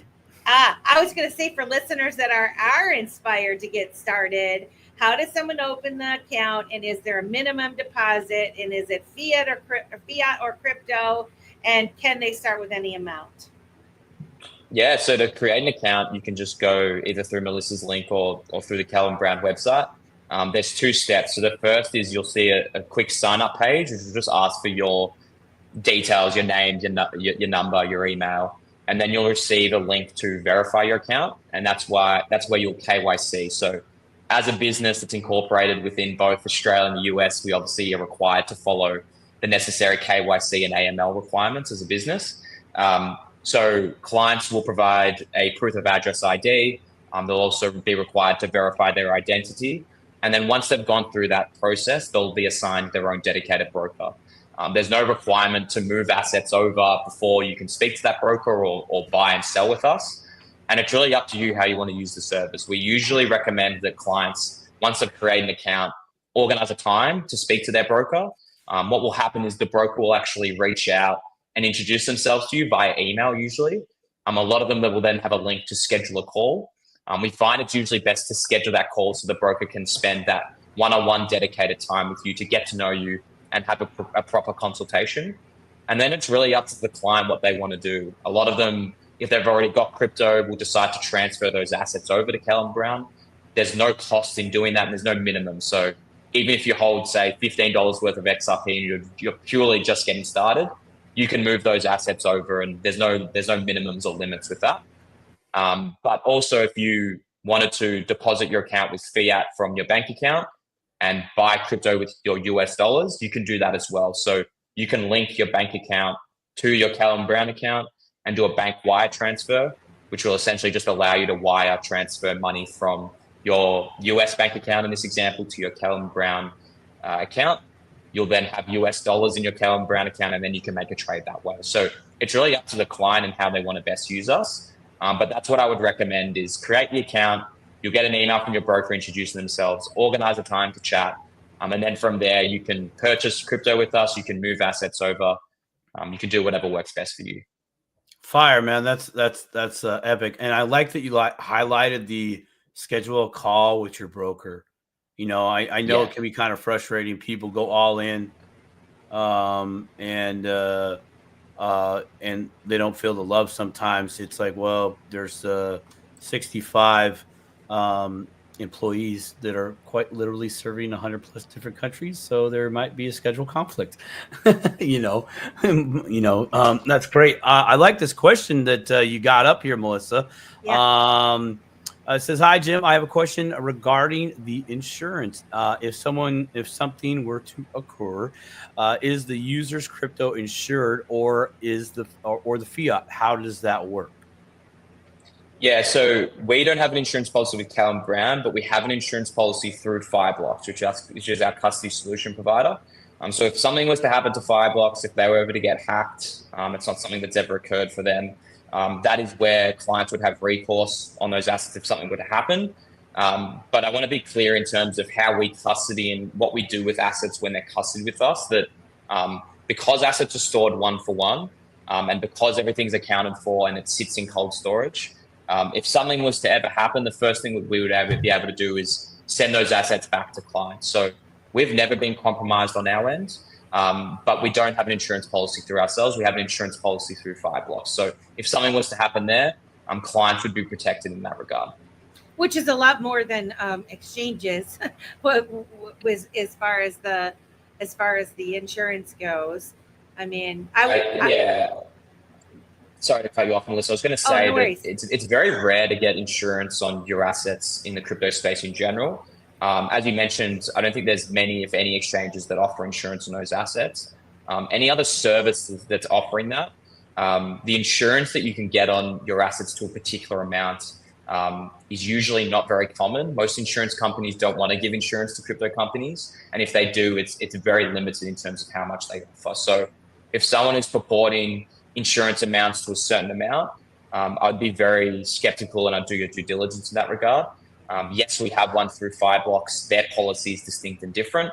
But I think it's more so to do with how the business actually operates in the back end in terms of how they're custodying your assets, which is far more important to be across. I'm thinking, along the lines of like where you can do the crypto IRAs and the 401ks and those types of solutions with putting, because they're operating under different rules and regulations, right? With the type of way that they house your crypto, and how your access to it and all of that. And so perhaps those types of solutions have some type of insurance, which we need to have someone on the show that talks a little bit more about that. But I agree. I haven't heard of any, except for like several years ago where they were saying that they had insurance. And of course, those are the ones that kind of went out of business. Right. So it's weird how that happens. Right. Huh. Wow. They just disappeared. Whoa. I wanted to get to some more of these questions. If you guys put them in all caps, it's going to be a lot easier. I don't know if I thought I saw. Oh, someone said, Crypto Mama Shay says, what's something important about Caleb and Brown not covered yet that we should all know? That's a good question. Oh, that's a tough question. I feel like we've covered a lot of things. I know. We've really hit a lot of. Welcome to the Dip and Toe Show, We've Jim. really hit a lot of information. Really a lot. I think something that I probably didn't cover in detail. Sorry to cut you off, Simon. That I've just thought of. Go right ahead. Is Jump that on in. So our headquarters is based here in Melbourne, Australia. A lot of our brokers are based here, which, you know, you can just do the simple math on it. The time zone difference is quite apparent when it comes to a lot of our US clients. There are two things that I would mention about that and changes to that moving forward. So the first is that, look, our brokers work incredibly long hours here. Usually their days start anywhere from 6:30 to 7 and go all the way to 6 our time here. So it matches up quite well with American afternoon to evening, which is where they'll come in the office and do most of their calls in the morning. However, there is that period where, look, if it's 3 a.m. in the morning here, sometimes it's a different or a more reasonable time in the US. So naturally, the broker isn't going to be available for a call at those times. But what I want to stress with that is that we have a team of people within the US, account managers, brokers as well, that work on US time and will always be managing a broker's inbox. So let's just say you want to get a really complex trade done or a trade done quickly and you want to go through the broker to do it. Anytime you email your broker, their emails are monitored 24/7. So they are always contactable in relation to email. Calls are a little different just because naturally the brokers have to sleep.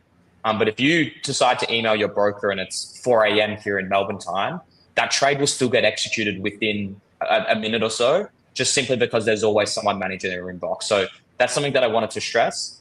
The other thing, and it has been mentioned a few times by Melissa, is that we're about to open up our US office. So we're going to have more and more resources within the US time zone, and a lot of US clients will fit under the brokers in that time zone and in that office. So it makes sure that things always run smoothly regardless of time zone differences.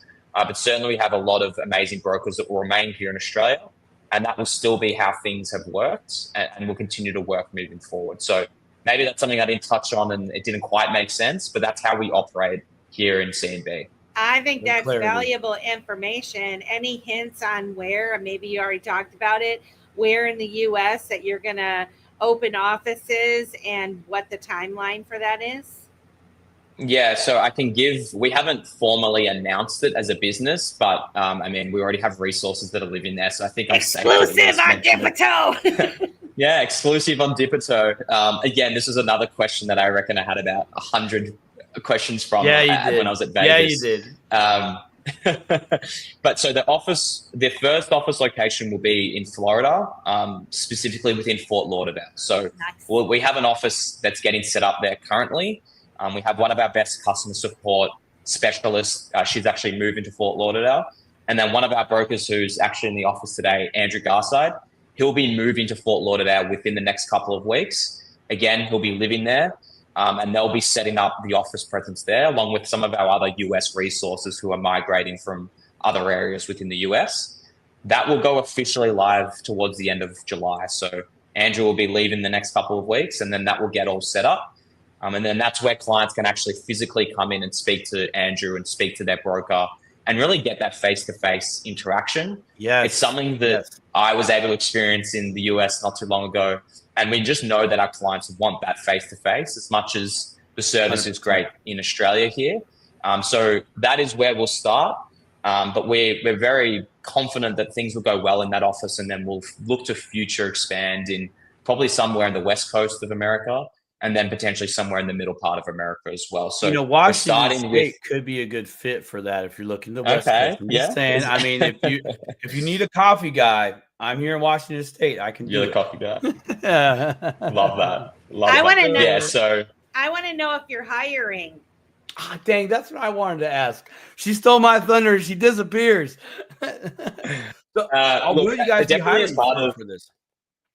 Yeah, I mean, a lot of, for the initial office, a lot of our resources are moving over or are moving from other parts of America, which is great because we want this to run seamlessly. But certainly, you know, in relation to the acquisition, in relation to our future growth in America, we will be hiring. So what I would say for anyone that's interested in potentially working at Caleb & Brown is have a look at our job listings. That is usually quite up to date. But I imagine probably within this next year that we'll be continuing to expand. We are going to be continuing to expand our presence within the US, and that means probably hiring more US individuals to join the Keller Brown team. Are they allowed to have dip a toe shows? I think that might be that'll probably work favorably for them, honestly, if they do. Yeah, I mean, I'm telling you what, like I'm like, keep me in your back of your mind, because I'm good to go. I'm good to go. As long as I can still dip a toe, I'm good to go. Now, I know there's one thing that we actually haven't talked about on this call, and this has to do with Susie. Susie at Caleb and Brown. She gave me a ring a couple years ago. Was it a couple years ago? Maybe just a couple years ago. But it's the fund, the crypto trading fund. Could you touch on that? And I know that's like separate, right? It's a different department. Can you touch on that and just kind of explain the difference? Because I know some of the U.S. folks would probably be more apt to participate in that versus the cold, hard digital assets. Yeah, so you're right in the sense that they're under the Keller Brown umbrella, but they're two distinct and separate businesses. So there's only so much I can reveal about the fund. But what I can say is that we do offer a fund product. It doesn't have that ease of barrier of entry. There is a barrier of entry when it comes to, you have to be an accredited investor, or if you're in Australia, right, I think it's called a wholesale investor. So naturally, it is only for specific types of investors, but it allows you to invest in a fund that our fund team here actually manages and does the investments on behalf of clients. And so that's a very different service to the brokerage model, where a broker will never trade without your request. Without your request, we're not going to trade proactively for clients. It's always up to the client in terms of the trades they want to do. So that's the distinct difference. But if there's anyone, especially within the US demographic, that are potentially interested in the service, I can get you in touch with the individuals that work in the fund here, and they can have a chat. But if you're not an accredited investor, you're probably not worth the time, just because there is that barrier to entry. There is that barrier of entry. I'm just thinking down the road. I know a few of us within this chat, probably might be an accredited investor in, say, 2 to 4 years. So it might be beneficial to re-explore that avenue. That's why I brought it up, because I know I've talked about it, just future planning with my fellow crypto. Always looking down the road. Gotta be. Yeah. Well, thank you for that. You might have touched this earlier when I popped in and out, but Becky Formas wants to know, what is the typical turnaround time for fund withdrawals? Pretty quick. Yeah, great question, Becky. So I'll talk about the fund withdrawal process in general. So when clients look to withdraw assets from Keller & Brown, we have a bunch of verification steps that we'll go through to ensure it's actually you requesting that withdrawal. Because often at times we've had clients in the past that have their phone SIM swapped, or their email gets hacked, and then all of a sudden someone's emailing their broker requesting they withdraw all their assets. And as you can imagine, that's an awful scenario if it's not actually them. So in that regard, we'll actually go through the process of giving you a call, verifying that it's actually you requesting that withdrawal. Some clients want more questions, some want less. It really just depends on the client. Some will want additional security protocols on top of that verification call. So that's what we'll do on our end. We'll actually go through that verification step to ensure it's actually you. We have a whole bunch of internal security protocols. Like, I won't get into the nitty gritty, but we even have things like AI monitoring, where if someone sends an email and it's not similar language and it's a withdrawal request, that will raise a red flag. Often at times we'll know the IP address of the email address that's come through. And if one of our clients emails us from a completely different part of the world requesting a withdrawal of all assets, again, that raises a red flag. So we have a whole bunch of security checks and protocols in place. But ultimately, once that withdrawal request is done, it's usually done within the day on our end. It'll then work with the banks in terms of how quickly they'll process it. Again, some banks, how our banking structure works is we have banking partnerships within the US. So our bank would work really closely with yours to conduct that domestic withdrawal. Depending on the bank, sometimes it can be done within the day, sometimes it can take 2 to 3 days. At that point, it's kind of out of our hands in terms of how the banks will operate and do things. But that's where it's the really big benefit of having your broker there to call to get an update on how it's tracking. Sometimes we can give the banks a nudge. They don't always listen to us. But yeah, I would say the best bet is probably within 1 to 2, 2 to 3 business days is usually common. But it just depends on your bank. It depends on whether it's a US bank or, if you're withdrawing to a bespoke bank somewhere in another country. Sometimes it can take a little longer. Just depends. But that's usually the timeline. But if you're just moving, say you put 500 XRP in your Caleb and Brown wallet, and you just want to move it off into your personal wallet, that's pretty quick, right? Yeah. Sorry, I should have made that clear. So that's for deposit. That's for fiat withdrawals into a bank account. But if you're looking just to withdraw to say your other XRP wallet, that'll get processed as soon as that withdrawal is verified. It will get done within how quickly it gets done usually. Yeah, that's right. So Rosemary says people have concerns about their heirs being able to access their crypto assets in case their demise. Something like Caleb Brown is probably one of the best options we have available to us. What say you? Yeah, Rosemary, it's a great point and probably something I should have covered as well. We've covered a lot of things. So estate planning is something that, look, unfortunately, we've had a lot of experience with, but I would say that our brokers are amazing at. So, look, it's a very stressful and emotional time for clients and families when someone passes away. And a lot of the time, it is very difficult to know what assets are held where. So we'll work really closely with the family of that client or whoever the beneficiary is or the next in kin to ensure that the assets that are held with us in the situation where a client passes away goes to the actual beneficiary for those assets. So a lot of our clients will actually provide their will to the broker. So we've got it in hand and we know who that beneficiary will be.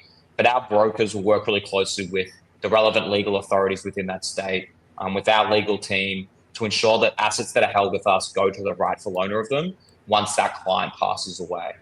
What we do recommend, and I'll recommend it for anyone on this call that does have a will, be as specific and descriptive as possible when it comes to especially your crypto assets. So we have a lot of clients that will actually say, the crypto assets held with Caleb and Brown, or the crypto assets held in my Ledger wallet. Be as descriptive as possible because it makes that process a lot easier for the estate planners, for us to work with the legal authorities to get that done as seamlessly as possible. But there's no doubt that, look, we provide that as part of the personalized service. Estate plan and ensuring those assets go to the rightful owner is very much what we handle as well. Man, I mean, like, seriously, this is an invaluable service. So you don't necessarily have your clients fill out beneficiary forms, or do you? No, we don't, because I know that some platforms will have, like, you can put the beneficiary in the website, in their portal, for example. The issue with that is if someone puts a beneficiary that's not actually what the beneficiary is in their legal documents, we're always going to go by what's in the legal document. Right. So that causes confusion, a bit of difficulty on our end. So we don't have a section where you can actually put in your beneficiary. But if you want to provide your will to the broker, so we've got it handy, and so at least we've got that in our possession, we will very much accept it. But again, we'll then work with the relevant authorities in that state to marry up whether that document's still valid, because naturally people change their wills all the time, right? So we'll still go through the protocol and process. But if we know who the rightful beneficiary is from the start, it makes the process a lot easier. Okay. But that beneficiary is going to have that piece of the key, though, right? Sure. So that's going to have to be included in there as well?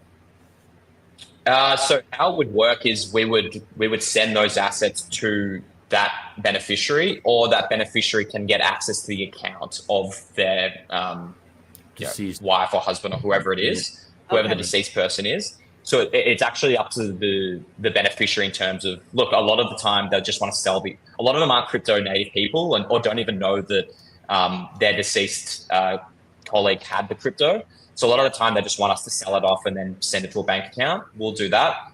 If they are crypto native and they want to hold the assets themselves, then we'll just withdraw it to their relevant relevant wallet address. It just depends on the situation. Yeah. Right. I'm going to put in my will, you're not allowed to sell it. You're not allowed to sell it. You got to hold it at least a 2030, 2035, something, man. You are now in charge of this, but you have a 5-year learning curve grace period before you can execute any type of movement within the account, explicitly written.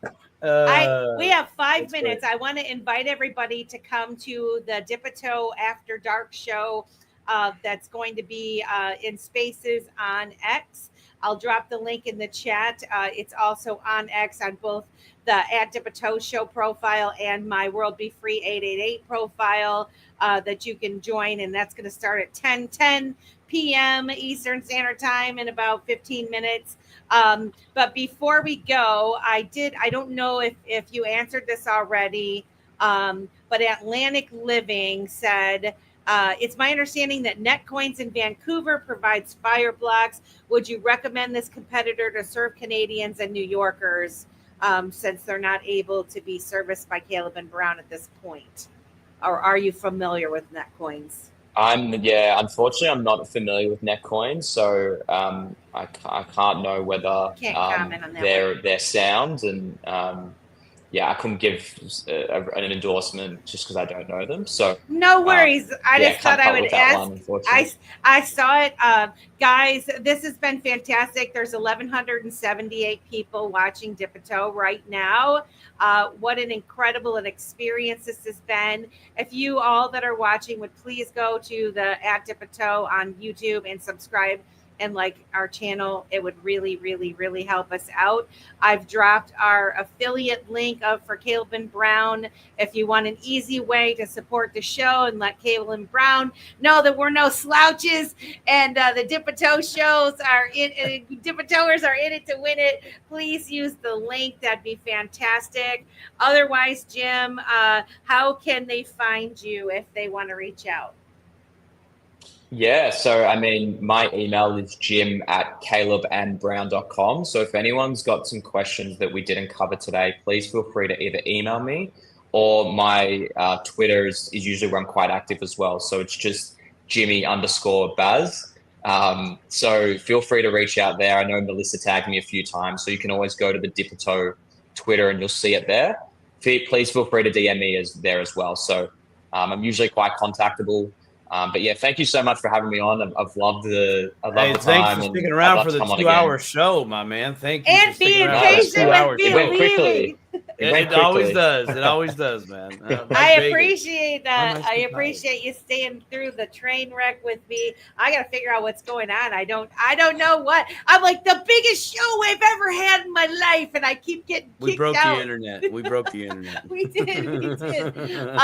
But I really want to thank everybody. Thank you, Jim, for coming. You guys definitely consider it. Please join us. Oh, I was going to drop the link, which is, as soon as I do this, it's probably going to kick me out. But I wanted to drop the link to the after space if I can find it. Well, I can't find it quickly. I don't think.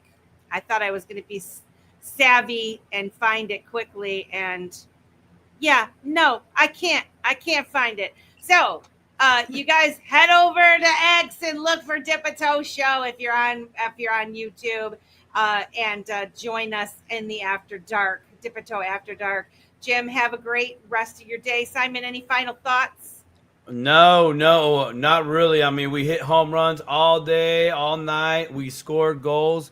We got great information. So if you're not dipping your toe, rewind the whole show. Wow, you're on fire. Guys, have a good rest of your day. We love you. Thank you, Jim.